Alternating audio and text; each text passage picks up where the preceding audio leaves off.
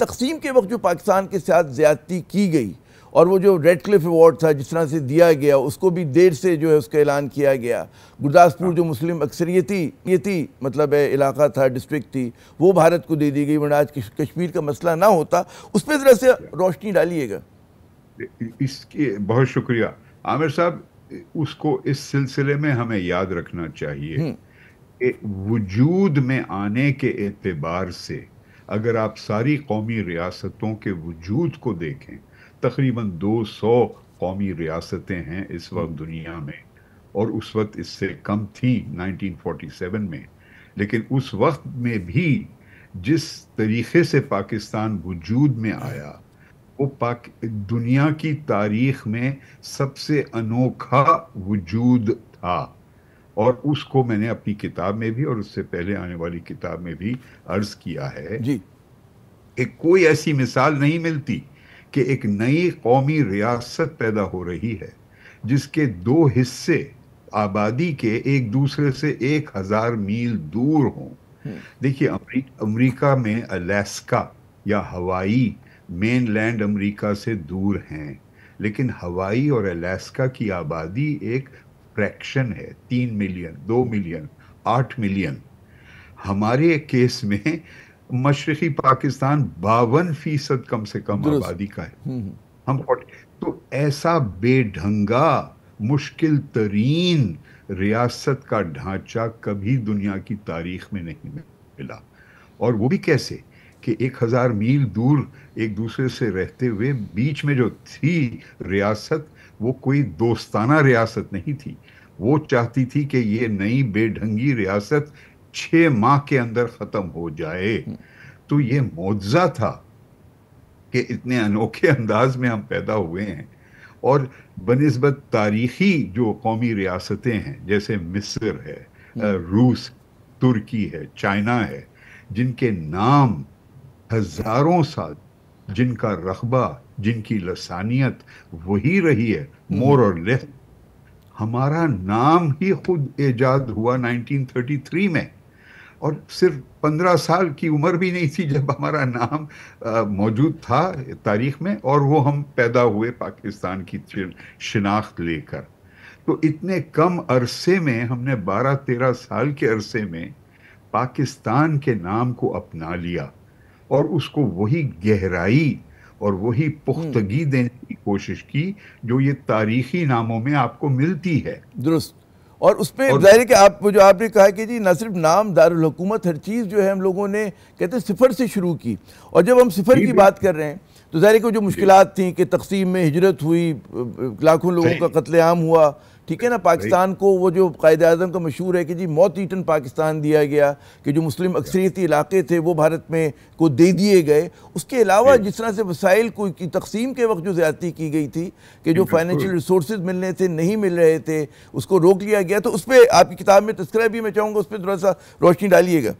ضرور. اور اس سے قبل صرف آپ کی اجازت سے میں یہ بات کرنا چاہتا ہوں کہ مارچ اور اپریل 1947 میں پاکستان کے وجود میں آنے سے 4 ماہ سے زیادہ قبل جب اس وقت کے بنگال کے وزیر اعلیٰ اور بڑے محترم لیڈر حسین سہروردی نے تجویز پیش کی کہ بنگال کا مستقبل ایک رہے، یونائٹڈ رہے اور آزاد ریاست رہے، بن جائے، اس تصور کی حمایت صرف قائد اعظم محمد علی جناح نے کی.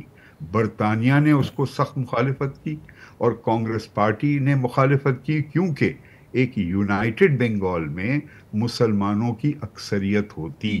تو تنگ نظری دیکھیے کانگریس پارٹی کی کہ وہ چاہتے تھے کہ ہندو مسلمانوں کے ماتحت نہ ہو. اتنا نیرو ویژن تھا.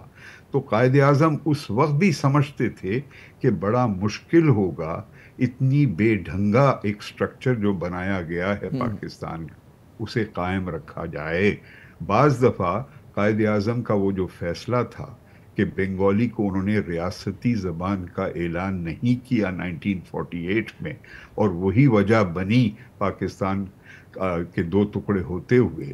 یہ اس کانٹیکس میں دیکھنا چاہیے کہ پاکستان بننے سے پہلے ہی قائد اعظم نے تصور کر لیا تھا کہ بنگال کا ایک حق ہے آزاد ریاست ہونے کا، تو وہ ان کا ایک یہ منفی ایک ڈیسیشن نہیں تھا، نہیں ایک بالکل پریکٹیکل. درست، اور وہ کہتے ہیں فار سائٹڈ بات بالکل آپ نے صحیح کہی. اور ایک اور میرے خیال میں انڈرلائن کرتی ہے یہ چیز کہ جو ایک بنا کے دیا گیا کہ انڈیا کوئی نیچرل ریاست ہے، جو بہت سارے مسلمان اکابرین نے اور بہت سارے قوم پرستوں نے چیلنج کیا کہ بر صغیر ہے، سب کانٹیننٹ ہے، اور یہ سامراج نے جوڑا ہے اس کو. تو اس کی جو زیادہ صحیح تصور ہے وہ یہ کہ یہاں پر کئی ریاستیں بن سکتی تھی، بنگال بھی بن سکتا تھا، اور جو کہتے ہیں کہ بھارت آج کا بھارت بھی جو ہے مصنوعی ایک ریاست کے طور پہ بہت سارے لوگ دیکھتے ہیں. وہاں پہ لہدی کی جو ہیں تحریکیں چل رہی ہیں. جی ایبسولوٹلی، بالکل آپ صحیح فرما رہے ہیں. 562 مختلف ریاستیں موجود تھیں جن کو انگریزی میں کہتے ہیں پرنسلی اسٹیٹس، درست. یعنی کوئی شہزادہ، کوئی نواب، کوئی کنگ، کوئی بادشاہ ان پر راج کرتا تھا، چاہے وہ کشمیر ہو، حیدرآباد دکن ہو، گوالیر ہو، بھوپال ہو، دیگر ایسی ریاستیں. تو ہندوستان کے نام سے کبھی بھی تاریخ میں ایک ریاست کے طور پہ اس رقبے پر موجود کبھی آپ کو نہیں ملے گی، ایکسپٹ کچھ عرصے تک. چندر گپتا موریہ اور اشوکا کا دور کئی ہزار سال پہلے، اس وقت کچھ عرصے تک آپ کہہ سکتے ہیں کہ ایک یونٹی کا تصور پایا جاتا ہے. یا پھر مسلمان اورنگزیب کے دور میں ذرا پھیل گئے تھے، مطلب کافی سے. جی بالکل بالکل. لیکن ہمیشہ ہمارا جو حصہ رہا ہے، اور یہ ثابت ہوتا ہے جائزے سے تاریخ کے، کہ اگر آپ 7,000 سال کا عرصہ لے لیں تو صرف 700 سال دلی اور آگرہ سے حکمرانی کی گئی ان علاقوں پہ جو آج پاکستان کا رقبہ بنتا ہے. تاریخ کا، لکھی ہوئی تاریخ کا بھاری حصہ، یہ رقبہ ہمیشہ مرکزی ایشیا، مغربی ایشیا کے ساتھ بڑا گہرا تعلق رہا ہے، یا مقامی طور پر جو رہنے والے بادشاہ تھے یا نواب تھے یا دیگر ریاستیں تھیں، سلطنتیں تھیں، ان کے ماتحت رہا. تو پاکستان کا تاریخی وجود ایک ہزاروں سال سے، آپ نے صحیح فرمایا، انڈس ویلی سیولائزیشن سے چل رہا ہے. اور وہ تیزی میں وہ جب آیا، جب 19ویں صدی میں برطانوی حکومت نے مغلائی بادشاہت کا دور ختم کیا، ان کے 2 بیٹوں کو شہید کر کر، قتل کر کر. تو مسلمانوں نے شناخت کا ایک سفر 1857 میں شروع کیا. اور آپ یہ بھی کہہ سکتے ہیں کہ ہندو جو اکثریت تھی، جو ایک تقریباً 800 سال ایک اقلیت کے ماتحت رہی تھی، اس نے بھی شروع کیا ایک سفر اپنے شناخت کو تلاش کرنے کا. اور ہماری قومی مسلمان ایک حقیقت کا تصور ایرونکلی یہ بھی نوٹ کریں کہ وجود میں آتا ہے ڈھاکہ میں. مشرقی پاکستان جو بنا، the concept of Pakistan and Muslim nationalism، قومی مسلمان ہونے پر مشتمل ایک شناخت، اس کا وجود آپ کو ملتا ہے ڈھاکہ میں اور ایسٹ پاکستان میں، ایسٹ بنگال میں. تو یہ دلچسپ تضاد ہے کہ پھر جا کر 71 میں ہماری اپنی غلطیوں کی وجہ سے اور انڈیا کے بلیٹنٹ انہوں جو مداخلت کی اور اپنی فوج بھیجی، صرف 42,000 فوجی تھے اور 3 لاکھ ہندوستانی فوج کا سامنا کر رہے تھے، اس کی وجہ سے ایسٹ پاکستان بنا بنگلہ دیش. جی بالکل آپ نے صحیح کہا، جس طرح کے چیلنجز تھے. لیکن کیا ہم یہ کہہ سکتے ہیں کہ جو آج کا بھارت ہے، آج کا جس کو انڈیا کہا جاتا ہے، وہ کلونیل کریشن ہے، کوئی نیچرل ریاست نہیں ہے؟ جی جی بالکل. مانے دیکھیے، اس حد تک ماننا پڑے گا کہ انڈیا کی ریاست کو بھی ایک حق ہے جینے کا. لیکن بڑا فرق یہ ہے کہ وجود کے ساتھ ہی انڈیا کی ریاست میں ایک پریڈیٹر سٹیٹ، یعنی کہ ایک ایسی ریاست جو تیار نہیں اپنے حدود میں رہنے کے، بلکہ بار بار دوسروں پر حملہ کر کے ان کی رقبے کو بھی اپنا حصہ بنائے. چاہے وہ کشمیر کا واقعہ ہو، چاہے حیدرآباد دکن ہو، چاہے سکم ہو، گوا ہو، پونڈیچیری ہو. माने एक आप कह सकते हैं कि भाई ये तो रियासत का रैशनलाइजेशन का फेज था, लेकिन अगर आप दूसरे एतबार से देखें तो ये बगैर जमहूरी प्रोसेस को एक्सरसाइज किए, जैसे हैदराबाद दक्कन में कोई जमहूरियत नहीं नजर आई आपको, ना निज़ाम साहब के दौर में और ना निज़ाम को हटाने के बाद उन्होंने, हाँ, और कश्मीर में भी मोस्ट ब्लेटेंट एग्जाम्पल कि जमहूरियत को कुचल कर उन्होंने जबरन हिस्सा अपना हासिल किया। तो इंडिया की रियासत शुरू से एक प्रेडेटर स्टेट, यानी कि दूसरे के रगबे को अपनाना और दूसरे के ऊपर अपना फोर्स जमाना, उसकी वजह से उसने एक्सपैंड किया है या स्ट्रेंथन किया है। जबकि पाकिस्तान जी, और ये बात भी दिलचस्प, बिल्कुल आपने सही कहा, सही लफ्ज़ इस्तेमाल किया।